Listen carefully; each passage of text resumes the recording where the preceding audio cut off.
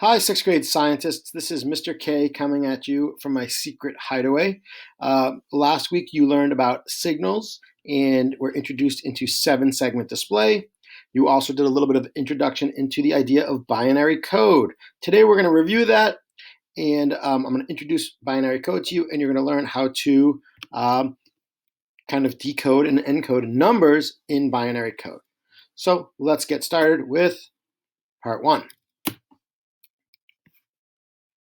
So what is binary code? You might have heard of it before. You might have said, oh, I've seen something like this screen in a movie like The Matrix. Yep, computers use a special code to process digital information, and that code is binary code. Binary because it's composed of two symbols, zeros and ones. Bi meaning two. What are our two symbols? Just zeros and ones. Well, why do we use just zeros and ones? Why don't we use other things, more complex things?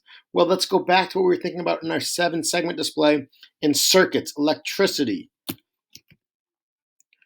Oh, right. If we go back to our simple circuit, we said that 0 represented an open circuit, or a circuit that's off where the electricity is not flowing.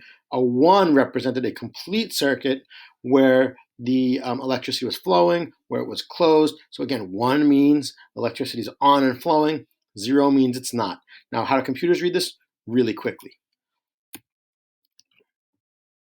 So, yep, your computer can show all of these things, all of these images, text, numbers, all using zeros and ones. It's a lot of zeros and ones, but it's just zeros and ones. So we're going to introduce you to the basics of binary code today. Sorry about that, wrong way. So you remember this slide from Friday, and you had two options, 0 or 1. I skipped the 1-digit one, and you said, okay, I can put a 0 here or a 1 here, and you ended up coming up with 4 options. 2 spots, 4 options. Let's see what the next one was. Okay, on the next one, where there was 3 digits, you had 3 options, 0, 0, 0, 1, 1, 1. And there's a whole bunch of combinations you can make. They're all listed over here. It totaled 8 options. 8 options. 3 digits, 8 options. 2 digits, 4 options. I think I'm starting to see a pattern here. 4 digits. Well, you went through this process and hopefully you came up with all of these. You can check them if you want. And that is 16 options. With 4 digits, 16 options. Wow, so many more options. So you looked at this box. You said, oh, with 1 box, I had 2 combinations. 2 boxes, 4. 3 boxes, 8. And 4 boxes, 16 combinations. And you probably started to see that there's a pattern here. 2 to 4, 4 to 8, 8 to 16. I think you hopefully saw that pattern. The idea of if you add 1 box over, you're getting double the possibility of combinations.